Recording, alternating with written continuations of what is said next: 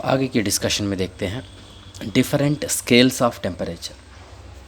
यहाँ पे हमने ऑलरेडी इससे पहले देखा है कि LFP UFP, LFP को 0 UFP को 100 नोट करते हुए बीच में 100 पार्ट्स कर देंगे तो एक एक पार्ट जो है यहाँ से लेकर यहाँ तक टोटल लेंथ को L कहूँगा तो ईच पार्ट का लेंथ L/100 होगा। ऐसा हम स्केल अगर बनाएंगे तो इसको कहते हैं सेल्सियस स्केल।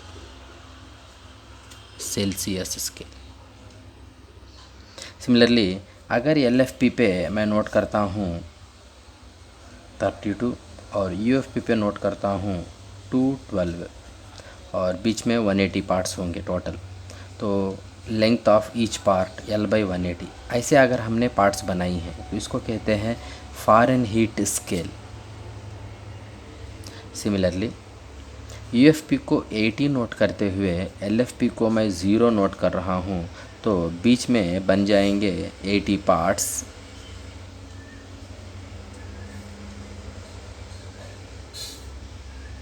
तो एक एक पार्ट का लेंथ होगा L/80।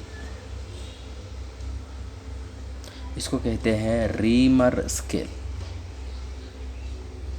और आगे अगर हम LFP को 273 नोट करेंगे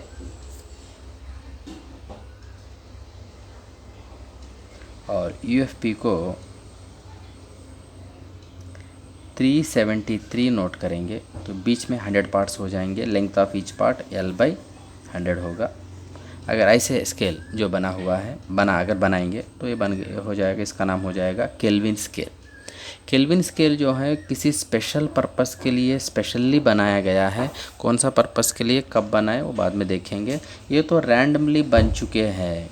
ये Celsius scale, Fahrenheit scale, reamer scale जो है रैंडमली किसी देश में किसी ने इस आइडिया में यहाँ पे 0 यहाँ पे 100 लगा दिया तो किसी ने यहाँ पे 32 यहाँ पे 212 लगा दिया और अपने अपने रीजन्स में ये पॉपुलर भी हो चुके हैं। इसीलिए इन सब के बारे में स्टडी करना ज़रूरी हो गया हमारे लिए। तो और इनके बीच का रिलेशन भी हमको देखना पड़ेगा। तो ये है डिफरेंट स्केल्स ऑफ टेम्परेचर। ये डिफरेंट स्केल्स ऑफ टेम्परेचर में अब हमको रिलेशन देखना है। Let us see the relation between different scales of temperature.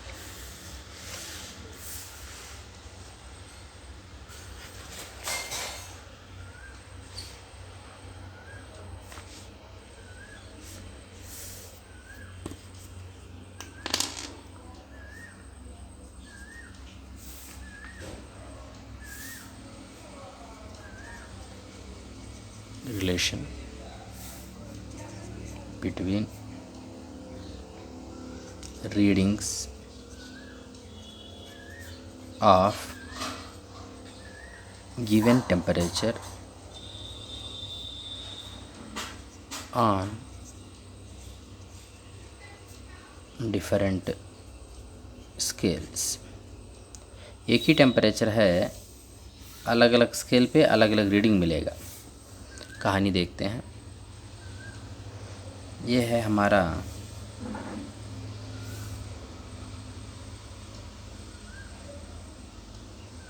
Thermometer.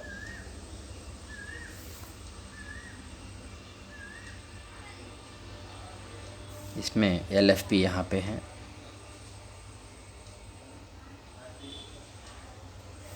UFP यहाँ पे है और इसको मैंने रखा किसी हॉट ऑब्जेक्ट के कांटेक्ट में रखा। मैंने किसी हॉट ऑब्जेक्ट के कांटेक्ट में रखा तो यहाँ से हीट इसको मिलेगा तो मर्क्यूरी का टेम्परेचर बढ़ेगा तो इसका वॉल्यूम बढ़ते जाएगा। कब तक बढ़ेगा? until temperature of mercury gets equal to temperature of hot object। ये hot object के टेम्परेचर को इक्वल होने तक इसका टेम्परेचर बढ़ते रहेगा, इसका वॉल्यूम बढ़ते रहेगा, लेवल बढ़ते रहेगा। फाइनली ये मर्क्यूरी का टेम्परेचर हॉट ऑब्जेक्ट का टेम्परेचर को इक्वल होने के बाद लेवल जो है कांस्टेंट हो जाएगा और ये लेवल जो है this is going to represent the temperature of hot object. और इस लेवल पे सेल्सियस स्केल में हमको कुछ नंबर मिलेगा देखने को, तो फ़ारेनहीट स्केल में यहाँ पे हमको देखने को मिलेगा कुछ और नंबर। सेल्सियस स्केल में जो भी नंबर यहाँ पे देखने को मिलेगा that is the reading in Celsius scale. The reading in Celsius scale I am calling it as C. Similarly Fahrenheit scale में यहाँ पे जो भी रीडिंग देखने को मिलेगा दैट इज़ एफ, और रीमर स्केल में जो देखने को मिलेगा यहाँ पे दैट इज़ आर मान लेते हैं। केल्विन स्केल में जो भी यहाँ पे नंबर मिलता है उसको के मान लेंगे। तो ये C F R K are the readings of same temperature, readings of temperature of same object on different scales. तो ये सी एफ आर के बीच में क्या रिलेशन होगा ये हमको देखना है। और उसके लिए सबसे पहले मैं यहाँ से लेकर यहाँ तक, मतलब या फिर यहाँ नोट करता हूँ, यहाँ तक ये जो लेंथ है इसको मैं स्मॉल एल से रिप्रेजेंट करता हूँ। ऑलरेडी हमारे पास ये रिप्रेजेंटेशन है कि एल एफ पी से यू एफ पी तक जो भी लेंथ है दैट इज़ कैपिटल एल।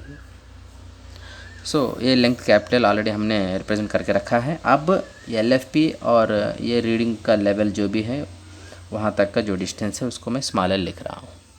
तो अब स्मॉल एल के बारे में लिखता हूँ मैं। Small L is equal to length, यहाँ से लेकर यहाँ तक का लेंथ, यहाँ से लेकर यहाँ तक का लेंथ मतलब यहाँ पे रहने वाले नंबर ऑफ़ पार्ट्स रहेंगे। यहाँ पे एक एक पार्ट का length into number of parts लिखा जा सकता है। यहाँ से लेकर यहाँ तक का लेंथ को हम लिख सकते हैं कि length of each part into number of parts, ऐसे लिख सकते हैं हम। ये जो लेंथ है इस लेंथ को एक एक यहाँ ये दोनों पॉइंट्स के बीच में रहने वाले एक एक पार्ट का length into number of parts in this particular length. अब देखते हैं centigrade scale nothing but Celsius scale. Celsius बोलो सेंटीग्रेड बोलो एक ही मतलब है। सेल्सियस स्केल में यहाँ पे ज़ीरो रहता है। सेल्सियस स्केल में देखेंगे तो यहाँ पे हमको सेल्सियस स्केल में ज़ीरो रहता है, और फ़ारेनहीट स्केल में यहाँ पे 32 रहता है।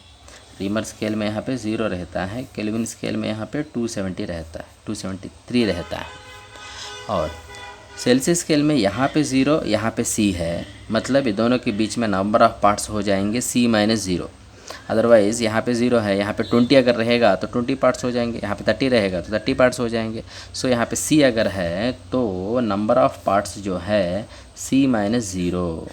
और सेल्सियस स्केल में लेंथ ऑफ ईच पार्ट हम जानते हैं L/100, L/100 सेल्सियस स्केल में length of each part. So ultimately small l is equal to L/100 into, रहने दो C माइनस 0 को C माइनस 0 ही रहे जैसे ही रहने दो। So that is small l। अब वही स्मॉल l के बारे में फिर लिखता हूँ मैं। अब मैं पहुंचता हूँ फ़ारेनहीट स्केल में। फ़ारेनहीट स्केल में यहाँ पे 32 है। अगर यहाँ पे 42 रहता तो बीच में 10 पार्ट्स रहते। यहाँ पे 32 है, यहाँ पे 52 रहता तो बीच में 20 पार्ट्स होते। यहाँ पे 32 है, यहाँ पे F नंबर है, तो F नंबर 32 के नंबर के बीच में नंबर ऑफ़ पार्ट्स जो भी रहेंगे that is nothing but F minus 32, ये नंबर ऑफ़ पार्ट्स है। और एक एक पार्ट का लेंथ फ़ारेनहीट स्केल में एक एक पार्ट का लेंथ L/180। सो एक एक पार्ट का लेंथ L/180 फ़ारेनहीट स्केल में। और ये हो गया L वंस अगेन। फिर L के बारे में ही एक और तरीके से हम लिखेंगे। रीमर स्केल का कहानी देखेंगे तो एक एक पार्ट का लेंथ, ईच पार्ट का लेंथ रीमर स्केल में L/80 है, और नंबर ऑफ़ पार्ट्स यहाँ पे 0, यहाँ पे R मतलब number of parts R minus 0 हो जाएंगे। सिमिलरली केल्विन स्केल का कहानी में एक एक पार्ट का लेंथ L/100 है into length number of parts क्या हो रहे हैं 273 से K तक। यहाँ पे 273 है, अगर यहाँ पे 274 रहता तो यहाँ पे 273 है, यहाँ पे 274 रहता तो एक ही पार्ट होता। 273 यहाँ पे, 275 यहाँ पे तो 2 पार्ट होते। तो 273 यहाँ पे, 283 यहाँ पे होता तो 10 पार्ट होते। यहाँ पे k है, यहाँ पे 273 है, तो ये हो जाएगा k माइनस 273 पार्ट्स वहाँ पे l लेंथ में रहेंगे। So number of parts in l length into length of each part is equal to l। ये भी l, ये भी l, ये भी है, तो ये सब इक्वल हो जाएंगे।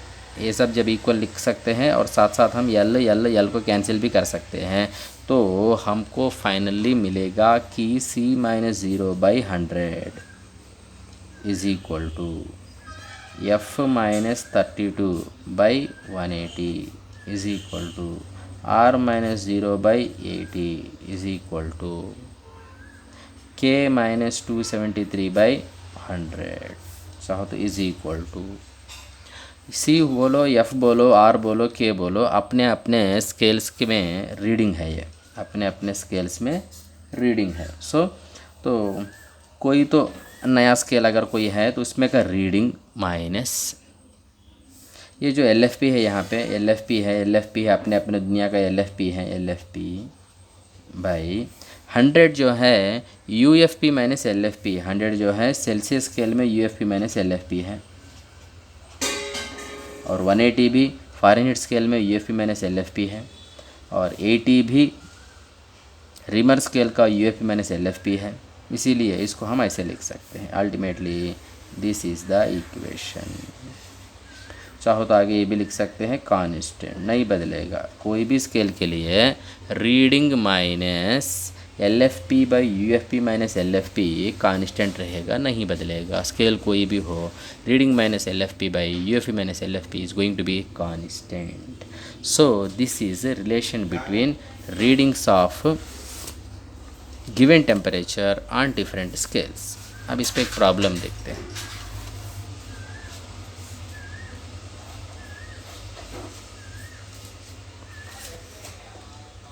दिया है सेल्सियस स्केल में रीडिंग,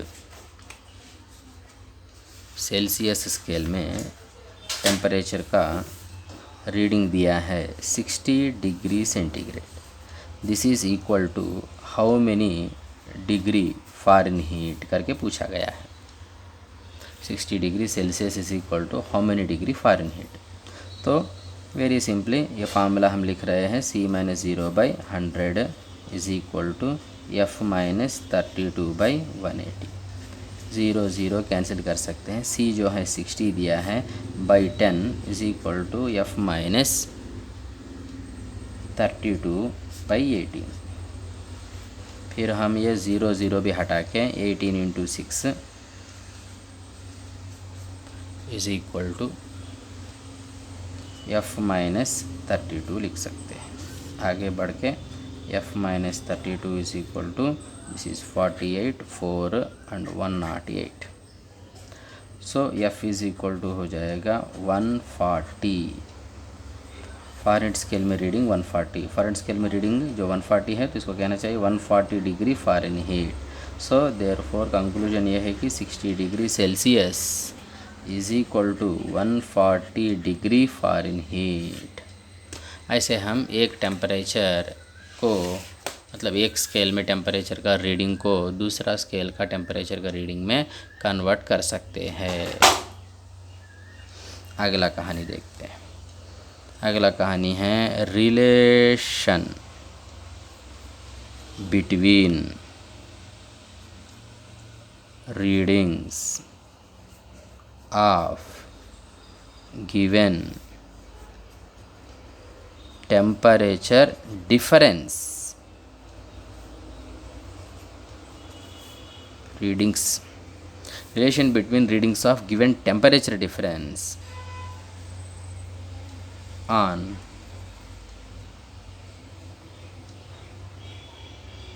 different scales। ये है कहानी इस बार। इससे पहले टेम्परेचर का रीडिंग का रिलेशन हमने देखा, अब टेम्परेचर डिफरेंस का रीडिंग का रिलेशन देखने वाले हैं। T1 कोई टेम्परेचर है, the T1 temperature is represented by C1 on Celsius scale, F1 on Fahrenheit scale, R1 on Reamer scale and K1 on Kelvin scale. Otherwise the reading For T1 temperature on Celsius scale is C1, on Fahrenheit scale is F1, on Reaumur scale is R1, on Kelvin scale is K1. Similarly, the readings for another temperature T2 is C2 on Celsius scale, F2 on Fahrenheit scale, R2 on Reaumur scale, K2 on Kelvin scale. Now we can write that C2 minus 0 by 100 is equal to F2 minus 32 by 180 is equal to R2 minus 80 by sorry R2 minus 0 na R2 minus 0 by 80 is equal to K2 minus 273 by 100. ऐसा हम C2 F2 R2 K2 के बीच का relation लिख सकते हैं. Similarly C1 F1 R1 K1 के बीच का relation हम ऐसे लिख सकते हैं. ऐसे लिख लिए. अब ये दोनों को सब्ट्रैक्ट करते हैं. ये दोनों इक्वेशंस को सब्ट्रैक्ट करेंगे तो हमको क्या मिलेगा. C2 माइनस C1 को डेल्टा C कहता हूँ by 100 is equal to F2 minus F1 को डेल्टा F कहूँगा और -32 -32 जाएगा. फिर ये सब्ट्रैक्ट करेंगे तो डेल्टा R आएगा. फिर ये सब्ट्रैक्ट करेंगे तो डेल्टा K होगा. So this is going to be the relation. यहाँ पे delta C is the reading for temperature difference on Celsius scale. This is the reading for temperature difference on Fahrenheit scale. Reading for temperature difference on Reaumur scale. Reading for so ये relation बन गया. Relation between readings of given temperature difference on different scales. अब कोई question ऐसे देखते हैं.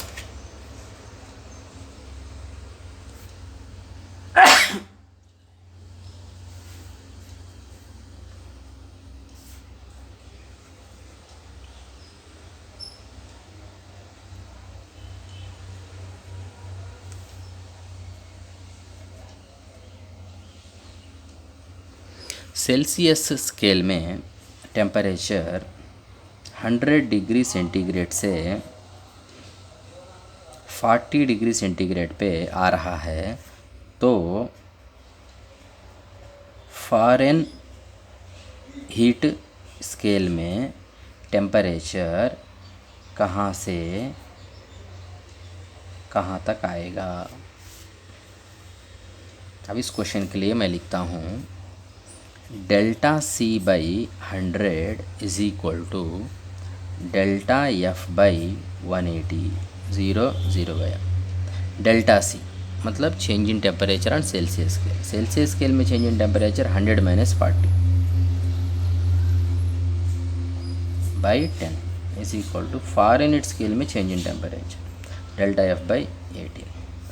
ये 100 minus 40 60 होगा. 6 by 1 60 by 10 nothing but 6 by otherwise 60 by 10 is equal to delta F by 18. अब इसमें से हमको delta F is equal to 18 into 6 मिलेगा. तो delta F is equal to once again 108 होगा. और फ़ारेनहीट में इनिशियल टेम्परेचर हम जानते हैं क्योंकि सेल्सियस में 100 है मतलब फ़ारेनहीट में हो जाएगा 212. सेल्सियस में 100 मतलब फ़ारेनहीट में हो जाएगा 212.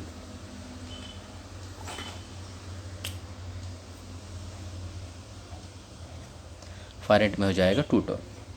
तो ये 212 से कितना कम होना चाहिए यहाँ पे पहुँचने के लिए 108 कम होना चाहिए. तो ये वैल्यू हो जाएगा 212 माइनस 108.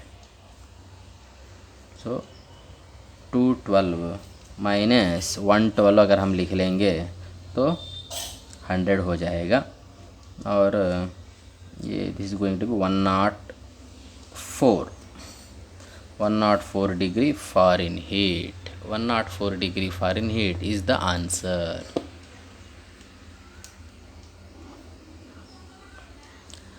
ये हुआ थर्मोमेट्री में जो मेजर पॉइंट्स, फाइनली एक और पॉइंट है थर्मोमेट्री में, उसको देख के कहानी को बंद करेंगे। आगे की कहानी जो थर्मोमेट्री में है उसको समझने के लिए एक नोट नाम का पॉइंट देखते हैं। ये कोई रॉड है मेरे पास जिसका लेंथ है 1 मीटर। अगर टेम्परेचर बढ़ाएंगे, मान लो इधर रिजिड सपोर्ट रखा हुआ है, टेम्परेचर बढ़ाने से मान लो इसका लेंथ बढ़ रहा है 1 सेंटीमीटर, लेंथ इसका बढ़ रहा है टेम्परेचर बढ़ाने से। कितना टेम्परेचर बढ़ाने से? मान लो डेल्टा टी टेम्परेचर बढ़ाने से इसका लेंथ 1 सेंटीमीटर बढ़ रहा है। अब मैं लेता हूँ एक और रॉड जिसका लेंथ 2 मीटर है। ये 2 मीटर लेंथ वाला रॉड, इसका टेम्परेचर भी अगर हम डेल्टा टी ही बढ़ाएंगे तो इंक्रीज़ इन लेंथ क्या होगा? ये जानने के लिए मैं क्या करता हूँ, इस रॉड को इतना 1 मीटर इतना 1 मीटर मान लेता हूँ। एक 1 मीटर एक और 1 मीटर, क्योंकि मेरा जो रॉड था 2 मीटर लेंथ था। ये रॉड है, नया रॉड जो है 2 मीटर लेंथ वाला रॉड है। 2 मीटर लेंथ वाला रॉड को मैं लिखता हूँ यहाँ से लेकर यहाँ तक 1 मीटर, एक और 1 मीटर। डेल्टा टी टेम्परेचर बढ़ाने से इसमें एक 1 सेंटीमीटर चेंज आएगा, इसमें भी एक 1 सेंटीमीटर चेंज आएगा। तो कुल मिला के डेल्टा टी टेम्परेचर बढ़ाने से इसमें चेंज इन लेंथ जो है 2 सेंटीमीटर आएगा। इस रॉड में चेंज इन लेंथ 2 सेंटीमीटर आएगा। अब बात क्या है देखो, चेंज इन लेंथ किसके वजह से हो रहा है? टेम्परेचर चेंज की वजह से हो रहा है। टेम्परेचर बढ़ाने से किसी रॉड का लेंथ बढ़ रहा है, इसको कहते हैं थर्मल एक्सपेंशन। चलो, टेम्परेचर बढ़ाने से लेंथ बढ़ रहा है, so change in length directly proportional to change in temperature. Very clear है। और यहाँ पे स्पेशली हमको देखने को ये मिल रहा है कि the change in length proportional to, देखो यहाँ पे जब 1 मीटर था चेंज इन लेंथ 1 सेंटीमीटर है, जब 2 मीटर है चेंज इन लेंथ 2 सेंटीमीटर आ गया। फॉर वही change in temperature, for same change in temperature 1 metre length के लिए 1 सेंटीमीटर इंक्रीज, 2 मीटर लेंथ के लिए 2 सेंटीमीटर इंक्रीज, 3 मीटर लेंथ के लिए 3 centimetre increase. So increase in length is going to be depending upon, otherwise increase in length is directly proportional to original length. अब ये दोनों बातों को कंबाइन करते हुए delta L proportional to L delta T, delta L proportional to L delta T, ये बात के आधार पे हम आगे बढ़ेंगे। So this is the note. अब इस नोट के आधार पे हम देखेंगे ये थर्मोमेट्री का लास्ट पॉइंट।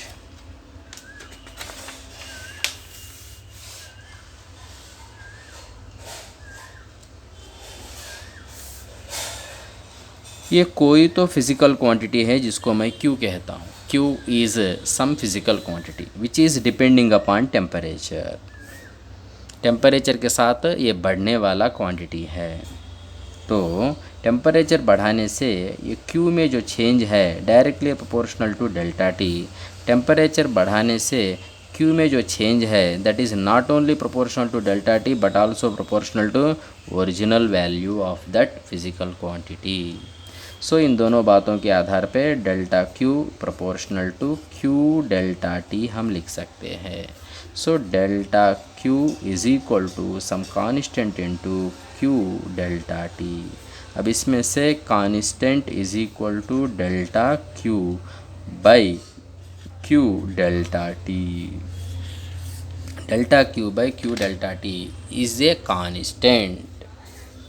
इस बात को ध्यान में रखते हुए अब हम आगे बढ़ते हैं। मान लो 0 डिग्री सेंटीग्रेड पर टेम्परेचर और Q का वैल्यू ऐसे नोट कर रहा हूँ मैं। 0 डिग्री सेंटीग्रेड पर Q का वैल्यू Q0 है। T डिग्री सेंटीग्रेड पर Q का वैल्यू QT है।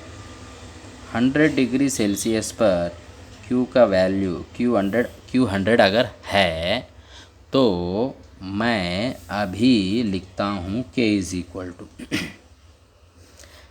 इस चेंज को कंसिडर करते हुए लिखता हूँ। इस चेंज के कंसिडरेशन में delta Q nothing but Q T minus Q naught by Q, मतलब ओरिजिनल क्यू, स्टार्टिंग वाला Q, Q not, delta T change in temperature, T minus zero nothing but T. ऐसा के लिए इक्वेशन लिखा मैंने इस चेंज को कंसिडर करते हुए। इसके बाद फिर इस चेंज को कंसिडर करते हुए फिर से के इज इक्वल लिखता हूँ मैं इस चेंज को कंसिडर करते हुए। Final Q 100, initial Q naught, ये चेंज इन क्यू हो जाएगा by original Q, Q naught हो जाएगा, डेल्टा टी 100 हो जाएगा। ये भी के है, ये भी के है, मतलब ये दोनों इक्वल होना चाहिए। So Q T minus Q naught by Q naught into T, ये दोनों इक्वल हो, क्यू नॉट कैंसिल हो जाएगा। हमको चाहिए टी। एक्चुअली हम यहाँ पे ये कॉन्सेप्ट क्या है, this is the concept of measurement of temperature using any physical quantity depending upon temperature. तो टॉपिक का नाम है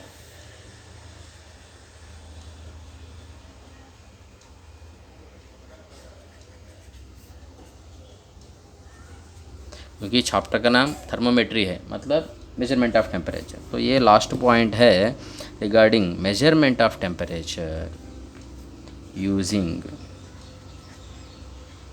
एनी क्वांटिटी डिपेंड्स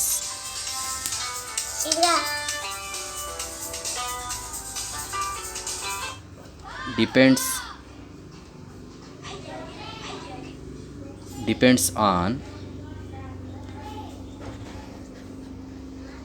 टेम्परेचर। सो टेम्परेचर पे डिपेंड होने वाला कोई तो क्वांटिटी के आधार पे टेम्परेचर को मेजर करना। For example Q is a quantity which depends upon temperature. Q नाम को क्वांटिटी टेम्परेचर पे डिपेंड होगा तो change in temperature directly proportional, change in Q directly proportional to change in temperature and change in Q also proportional to original Q, इससे पहले का discussion के आधार पे। So change in Q proportional to Q into delta T. So change in Q is equal to constant into Q into delta T, इसमें से के is equal to ये मिल रहा है। फिर delta Q by Q delta T constant रहता है। इस पॉइंट के आधार पे हम लोग इस इक्वेशन पे पहुंच गए, ये वाला इक्वेशन पे पहुंच गए। इसमें से हमको चाहिए टी चाहिए हमको चाहिए T. So T is equal to Q T minus Q naught by Q 100 minus Q naught into 100. So this is the formula for measurement of temperature using any quantity which depends upon temperature. यहाँ से ये thermometry का कहानी ख़त्म हो गया। Next हमको देखना होगा थर्मल एक्सपेंशन ऑफ सॉलिड्स